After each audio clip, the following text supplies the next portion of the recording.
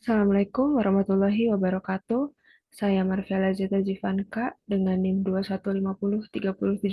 2150303011111029 akan menjelaskan mengenai arsip dinamis dan instrumen kearsipan.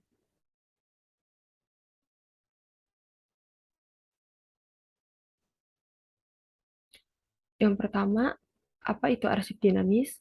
Dalam Undang-Undang Nomor 43 Tahun 2009 tentang Kearsipan, arsip dinamis adalah arsip yang digunakan secara langsung dalam kegiatan pencipta arsip dan disimpan selama jangka waktu tertentu.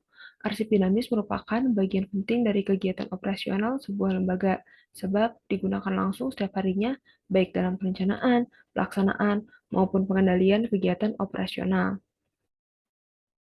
Arsip dinamis sendiri digunakan untuk mendapatkan bukti autentik pada kegiatan operasional. Sebagai bukti autentik yang digunakan dalam kegiatan organisasi, arsip dinamis memiliki beberapa ciri-ciri. Yang pertama, itu diperlukan dan digunakan dalam kegiatan administrasi, sehingga arsip dinamis harus aktual dan berlaku. Ciri yang kedua, arsip memiliki nilai serta arti yang berubah-ubah sesuai dengan fungsinya. Lalu, ciri yang terakhir yaitu arsip dinamis sifatnya tertutup. Selanjutnya adalah nilai guna arsip. Nilai guna arsip terbagi menjadi dua, yaitu nilai guna primer dan sekunder. Nilai guna primer terdiri atas administratif, fiskal, hukum, dan historis. Nilai administratif digunakan dalam menetapkan kebijakan organisasi.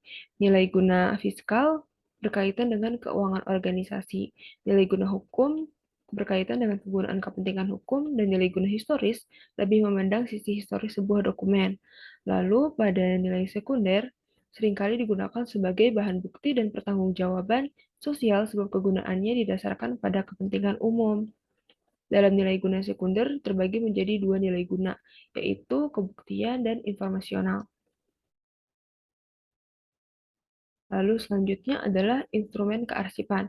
Instrumen kearsipan terbagi menjadi empat. Yang pertama adalah tata naskah dinas atau TND, yang kedua adalah klasifikasi arsip atau KA, yang ketiga adalah jadwal retensi arsip atau JRA, dan yang keempat adalah klasifikasi keamanan dan akses arsip atau SKK AAD. Yang pertama ada tata naskah dinas atau TND. TND merupakan instrumen yang mengelompokkan informasi tertulis yang digunakan dalam komunikasi kedinasan. Ada 5 jenis dan format naskah dinas, yaitu naskah dinas arahan, naskah dinas korespondensi, naskah dinas khusus, laporan, dan teraah staf. Naskah dinas arahan sendiri terbagi menjadi tiga. Yang pertama adalah naskah dinas pengaturan, naskah dinas penetapan atau keputusan, dan yang ketiga adalah naskah dinas penugasan atau surat perintah atau surat tugas. Lalu, naskah dinas khusus juga dibagi lagi menjadi 6. Yang pertama ada surat perjanjian, yang kedua surat kuasa, yang ketiga berita acara, yang keempat surat keterangan, yang kelima surat pengantar, dan yang keenam adalah pengumuman.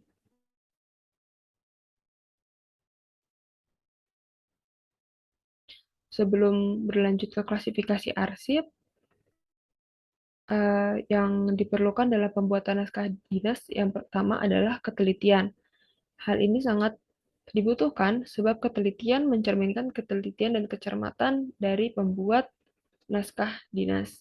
Yang kedua adalah kejelasan, baik itu dari aspek fisik maupun materi. Yang ketiga, logis dan singkat. Dan yang keempat adalah pembakuan. Hal ini sangat penting sebab tata naskah dinas harus mengikuti aturan baku yang berlaku sehingga menjamin terciptanya arsip yang autentik dan reliabel. Lalu selanjutnya adalah klasifikasi arsip. Klasifikasi arsip merupakan pola pengaturan arsip yang disusun secara berjenjang dan sistematis ke dalam beberapa kategori unit informasi kearsipan dan digunakan sebagai dasar pemberkasan arsip. Klasifikasi arsip memiliki 6 ketentuan teknis dalam penyusunannya. Yang pertama adalah logis, yang kedua faktual, yang ketiga perbaikan berkelanjutan, yang keempat sistematis, yang kelima akomodatif, dan yang keenam adalah kronologis. Logis di sini maksudnya susunan klasifikasi arsip harus meliputi judul suatu fungsi, kegiatan, dan transaksi serta mudah dimengerti oleh semua pengguna. Faktual berarti mampu merekonstruksi kejadian yang sebenarnya berdasarkan fungsi dan tugas dari organisasi. Yang ketiga, perbaikan berkelanjutan memiliki arti bahwa klasifikasi arsip harus mampu beradaptasi terhadap perubahan struktur organisasi. Lalu, sistematis berdasarkan susunan yang dimulai dari fungsi, kegiatan, dan transaksi baik yang bersifat substansif maupun fasilitatif. Akomodatif berarti harus menjamin seluruh fungsi, kegiatan, dan transaksi terakomodasi secara lengkap sesuai dengan fungsi dan tugas pencipta arsip. Dan yang terakhir, kronologis berarti harus disusun secara runtut sesuai dengan tahapan kegiatan.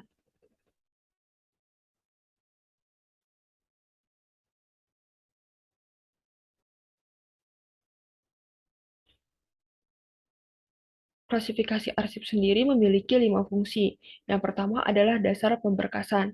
Yang kedua adalah penataan arsip. Yang ketiga, mendukung akses arsip. Yang keempat, pemanfaatan arsip. Dan yang kelima adalah penyusutan arsip.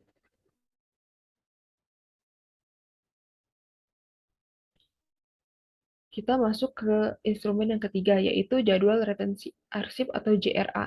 JRA merupakan daftar mengenai jangka waktu penyimpanan arsip atau retensi arsip dan menentukan langkah selanjutnya dari arsip tersebut. Apakah dimusnahkan, dinilai kembali, atau dipermanenkan. Dalam JRA itu, retensi arsip dilakukan berdasar pada pedoman retensi arsip yang disusun oleh Kepala ANRI bersama dengan lembaga teknis terkait.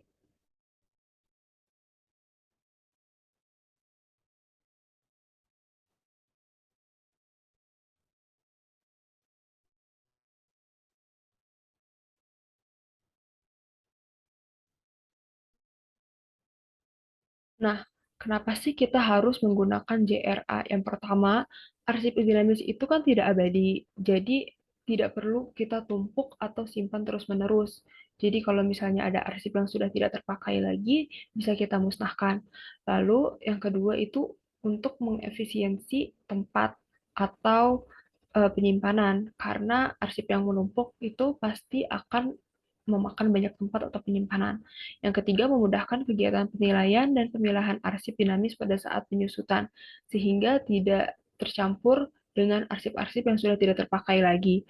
Yang keempat adalah jaminan prosedur yang legal dan formal, serta terhindar dari jeratan sanksi.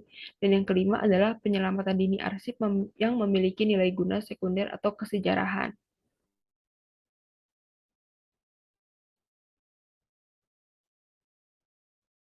Nah, tata cara penetapan JRA. Ada 3 tata cara penetapan JRA.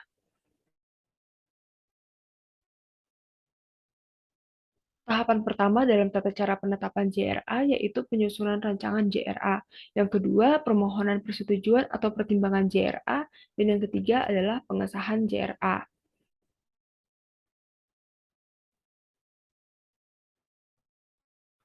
Adapun JRA memiliki 3 unsur. Unsur yang pertama yaitu jenis atau series arsip. Unsur yang kedua adalah jangka waktu penyimpanan atau retensi, yang dibagi menjadi 2 yaitu retensi aktif dan retensi inaktif. Unsur yang ketiga adalah keterangan. Keterangan ini dibagi lagi menjadi 3 bagian, yaitu permanen, musnah, dan dinilai kembali.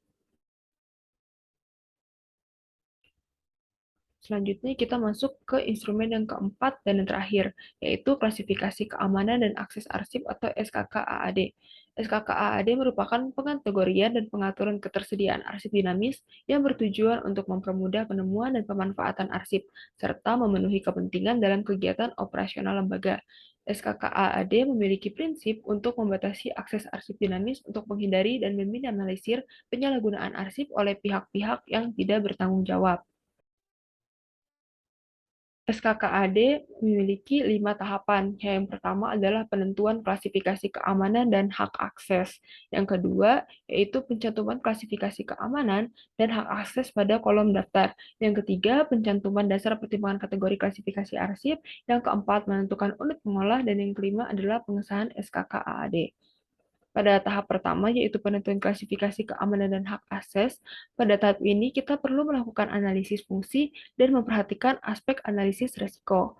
Lalu pada tahap kedua, adalah pencantuman klasifikasi keamanan dan hak akses pada kolom daftar sebelum selanjutnya melakukan pencantuman dasar pertimbangan kategori klasifikasi arsip. Tahap keempat adalah menentukan unit pengolah atau unit yang bertanggung jawab atas keamanan arsip. Lalu tahap yang terakhir adalah pengesahan SKKAAD. Pengesahan ini dilakukan oleh pimpinan organisasi. Baik, sekian penjelasan saya. Terima kasih. Mohon maaf bila ada kekurangan. Wassalamualaikum warahmatullahi wabarakatuh.